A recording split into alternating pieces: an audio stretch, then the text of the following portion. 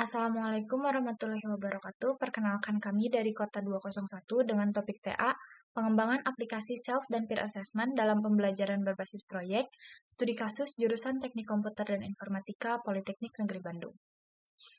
Kami beranggotakan 3 orang. Yang pertama ada saya sendiri, Adia Rahma Anzani dengan NIM akhiran 034, lalu ada Danendra Gafrila dengan NIM akhiran 046, dan Linda Santika dengan NIM akhiran 052. Untuk topik yang akan dibahas pada video kali ini, yang pertama mengenai pemaparan proyek TA, lalu ruang lingkup, lalu pengelolaan proyek, kris project, dan luaran yang dihasilkan selama pembelajaran mata kuliah manajemen proyek. Dalam tugas akhir ini, kami membuat atau mengembangkan sebuah aplikasi self dan peer assessment berbasis website yang mendukung evaluasi kolaboratif dalam pembelajaran berbasis proyek. Aplikasi kami ini dimiliki oleh role dosen dan mahasiswa, di mana mulai dari dosen bisa membuat assessment baik itu self maupun peer, serta membuat rubrik penilaian.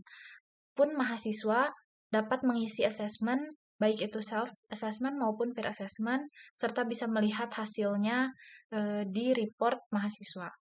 Salah satu fitur utama dari aplikasi kami ini adalah menghitung tingkat kemiripan jawaban mahasiswa secara kuantitatif dan kualitatif menggunakan algoritma Simplified List Algorithm atau SLA, di mana SLA ini merupakan metode NLP untuk mengukur kedekatan makna atau kalimat berdasarkan konteks yang berguna dalam membandingkan jawaban deskriptif terhadap rubrik penilaian. Jadi, metode asesmen yang dibuat ini terdiri dari dua, yaitu ada kuantitatif, yaitu berupa data numerik atau penilaian angka numerik 1-5, dan kualitatif berupa deskriptif narasi. Di sini saya akan menjelaskan ruang lingkup dari tugas akhir kami. Ada 3 poin. Yang pertama adalah aplikasi hanya digunakan untuk penilaian kolaboratif pada mata kuliah berbasis proyek kelompok. Kemudian yang kedua adalah aplikasi self dan peer assessment yang akan dikembangkan berbasis website. Serta yang terakhir adalah aplikasi menyediakan fitur bagi dosen untuk menyesuaikan rubrik penilaian dan pertanyaan evaluasi sesuai kebutuhan proyek, sehingga proses penilaian dapat lebih terstruktur dan relevan. Baik, selanjutnya ada pengelolaan proyek. Pengelolaan proyek yang kami lakukan ini menggunakan Taiga, di mana kami di sini menggunakan metodologi incremental yang dibagi menjadi 3 increment. Increment pertama fokusan terhadap self-assessment, increment kedua fokusan terhadap peer assessment, dan increment ketiga terhadap report assessment. Untuk pengelolaan proyek ini, kami menggunakan Taiga sebagai tools-nya, karena Taiga itu default-nya menggunakan Scrum. Jadi di sini sprint yang dimaksud adalah kami buat untuk increment.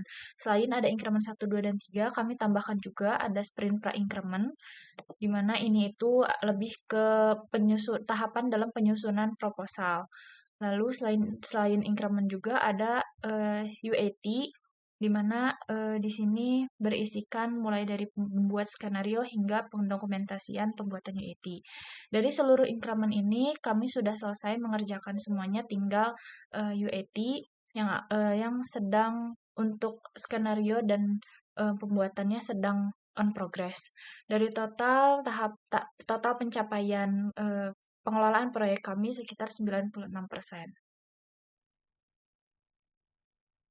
Selanjutnya saya akan menjelaskan mengenai risk register atau risk daftar list dalam tugas akhir kami, ya dimana dokumen ini sangat penting untuk memastikan bahwa semua potensi ancaman dan peluang dalam tugas akhir bisa diidentifikasi, dianalisis, dan dikelola dengan strategis yang tepat. Pada tugas akhir ini, kita telah mengidentifikasi adanya 15 risk, mulai dari resiko desain antarmuka yang membingungkan, keterlambatan jadwal, kegagalan integrasi sistem, hingga peluang seperti dukungan dari dosen pembimbing dan potensi publikasi ilmiah. Risk register kita terdiri dari beberapa kolom sesuai dengan yang disediakan oleh dosen pengampu, yaitu kategori yang dimana ini menunjukkan asal resiko seperti desain, project, management, eksternal, dan lain-lain. Yang kedua adalah opportunity or threat, yang dimana di sini adalah apakah resiko ini memberikan ancaman atau justru peluang. Dan selanjutnya adalah risk the name, yang dimana risk name ini nama-nama ancaman yang kita temukan, dan deskripsinya ini isi deskripsi, risk related to activity-nya, Itu penjelasan singkat tentang resikonya. Terus ada probability, impact, dan severity itu masing-masing dinilai dari skala 1 sampai 5. Contohnya itu jika keterlambatan adalah 5, maksudnya saya, jika keterlambatan memiliki probabilitas 4 dan dampaknya 3, maka severity-nya itu 12, seperti itu. Nah, ada juga respons strategi yang dimana di sini strategi yang diambil contohnya mitigate, seperti itu. Selanjutnya ini adalah deskripsi dari respons strateginya. Ada juga risk owner dan status hingga komen. Nah, salah satu yang ada pada risk yang kita temukan pada tugas akhir ini yaitu tentang project management, yang dimana salah satu risk ini kita identifikasi sebagai resiko keterlambatan jadwal.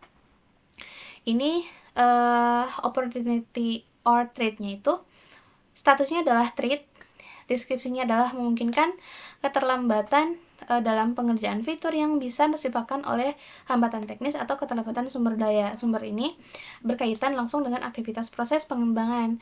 Nah, dari sisi nilai, probabilitas terjadi resiko ini cukup tinggi, yaitu pada level keempat. Pada dampaknya berada di level ketiga. Jadi, tingkat keparahan atau severity-nya itu 12. Untuk menangani resiko ini, strategi yang kami pilih adalah avoid, yaitu menghindari resiko dengan cara menyusun timeline yang realistis, menambahkan buffer waktu di setiap tahapan sehingga saat menggunakan pengingat untuk mengontrol progresnya lebih efisien dan lebih meyakinkan, seperti itu. Jadi untuk risk yang ini statusnya masih aktif, yang mana risiko ini sudah muncul dan sedang dikelola. Langkah mitigasinya sudah dilakukan, salah satunya adalah dengan penjadwalan ulang beberapa tugas yang mengalami hambatan. Dengan pendekatan ini, kami harap dapat meminimalkan dan target waktu tetap tercapai, seperti itu.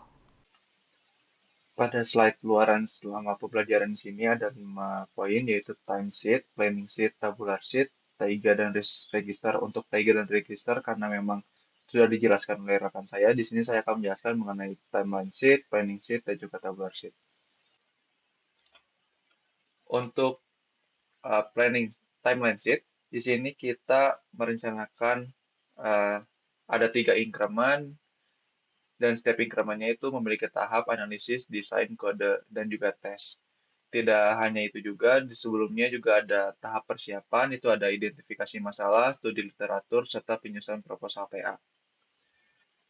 Dan juga di sini ada tahap serah terima pelaporan, itu ada dokumentasi sistem, itu dari database design serta panduan role atau manual book. Kemudian ada dokumentasi API serta panduan maintenance dan bantuan. Di sini target kami itu sampai Juni minggu ke-1 dan dimulai untuk tahap increment itu mulai dari Januari minggu kedua. Untuk planning di sini kita sudah mengukur sebanyak 100%, di mana untuk tahap persiapan itu totalnya 12%, untuk setiap poinnya itu 4%, dan untuk tahap pelaksanaan itu ada totalnya 74%, dan juga untuk increment pertama itu total 24%, 69, untuk analisisnya itu 7,6%, desain 2,3%, implementasi 11,79%, serta testing itu 3%. Dan untuk increment 2, kenapa lebih kecil? Karena memang increment itu sendiri, untuk setiap incrementnya memiliki bobot yang lebih ringan dari increment sebelumnya, sehingga untuk increment 2 di sini, totalnya itu 17,86%. Untuk analisnya 5,6%, untuk desainnya 1,64%, implementasi 7,92%, serta testing 2,7%. Untuk increment 3 itu totalnya 15,45%, untuk analisisnya itu 3,6%, desainnya 1,94%, implementasi 7,45%, testing 2,46%. Dan untuk tahap ketiga, tahap serah terima dan pelaporan itu 10%, dan dokumentasi proses itu totalnya 4%. Dan ini semua sudah dibagi berdasarkan kebutuhan untuk setiap prosesnya dan juga sudah disesuaikan dengan timeline yang telah kami buat. Untuk pelaksanaannya, Kami sudah mengukur juga untuk tiap minggunya kami mengerjakan dan sejauh ini sudah on target semua mulai dari tahap persiapan, tahap pelaksanaan, serta nanti tahap development mulai dari increment 1 dan juga sampai increment 3. Semuanya sudah dihitung sesuai dengan apa yang kami kerjakan, mulai dari increment 1 sampai increment 3 hingga nanti eh, kita mulai ke deployment juga.